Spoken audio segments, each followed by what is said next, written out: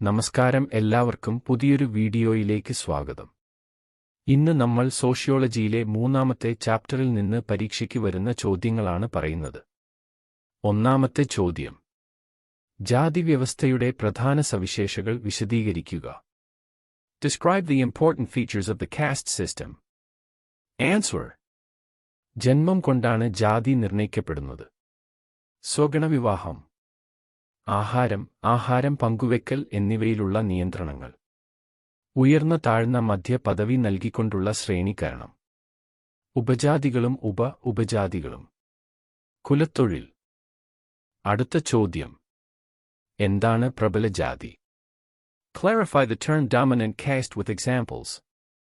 Answer: M.N. ശ്രീനിവാസന്റെ മറ്റൊരു ആശയമാണ് പ്രബലജാതി. സ്വാതന്ത്ര്യാനന്തരം നടപ്പിലാക്കിയ ഭൂപരിഷ്കരണങ്ങളിലൂടെ ഭൂവുടമസ്ഥാവകാശം ലഭിച്ച വിവിധ ജനസംഖ്യയുള്ള ജാതികളെയാണ് M.N. ശ്രീനിവാസ് പ്രബലജാതി എന്ന് വിശേഷിപ്പിച്ചത്. അടുത്ത ചോദ്യം: എന്താണ് സംസ്കൃതവൽക്കരണം? Define the term Sanskritization.